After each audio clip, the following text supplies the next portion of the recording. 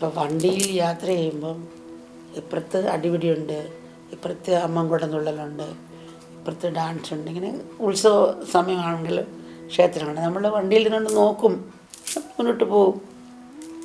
അടിയിടുന്നതാണ് ഇറങ്ങി വീഴുക, നമ്മളതിൽ പെട്ടുപോകും. കളിയിട്ടാൽ നമ്മൾ പെട്ടുപോകും.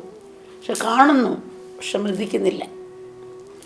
അതുപോലെ നമുക്ക് നമ്മൾ മനസ്സിലാക്കി മാറുമെന്ന് കാണാൻ സാധിക്കും.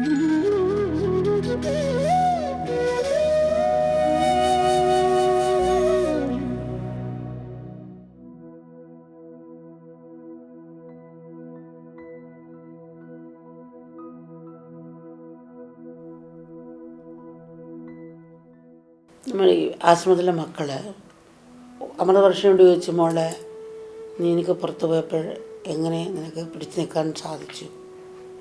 ഗീത കൊണ്ടുള്ള ശക്തി കിട്ടി പിടിച്ചു നിൽക്കാൻ. ഞാൻ നകന്ന് നിൽക്കില്ലേ, ആത്മാവ് ഒരാടെ ഉണ്ടെന്നുള്ള തത്വത്തിലാണ് അവൾ ചിന്തിച്ച് വരാം.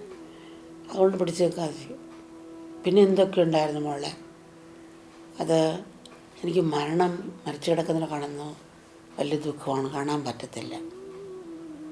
പക്ഷെ എൻ്റെ അമ്മ മരിച്ചു, ഞാൻ നോക്കി കണ്ടു.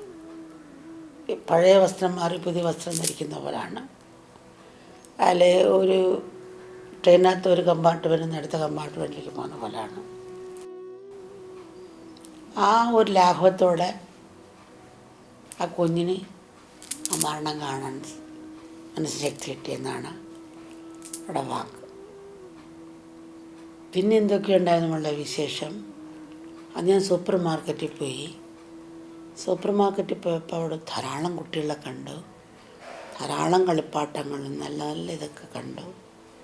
അവൻ ഇത് വസ്തുക്കളെല്ലാം കണ്ട് ഞാൻ നോക്കിയപ്പോൾ ആഗ്രഹം വന്നു. പക്ഷെ എന്ത് ചെയ്ത്, ഞാൻ കണ്ണടച്ചു.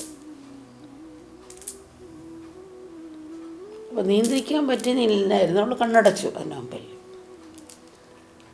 അപ്പം അങ്ങനെ അതിനെ അതിജീവിച്ച് കുട്ടികൾ മുന്നോട്ട് പോകുന്നുള്ളതാണ് ഓരോ കുഞ്ഞുങ്ങളുടെയും ഓരോ അനുഭവം. നമ്മളെ കാലത്ത് മുങ്ങി ഓർക്കുന്നുകൂടിയില്ല.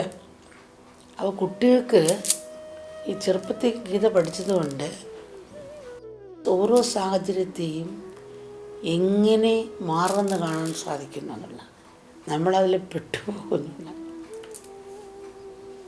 ഇപ്പോൾ വണ്ടിയിൽ യാത്ര ചെയ്യുമ്പം ഇപ്പുറത്ത് അടിപിടിയുണ്ട്, ഇപ്പുറത്ത് അമ്മൻകുടം തുള്ളലുണ്ട്, ഇപ്പുറത്ത് ഡാൻസ് ഉണ്ട്. ഇങ്ങനെ ഉത്സവ സമയമാണെങ്കിൽ ക്ഷേത്രങ്ങളുണ്ട്. നമ്മൾ വണ്ടിയിൽ നിന്നുകൊണ്ട് നോക്കും, മുന്നോട്ട് പോകും.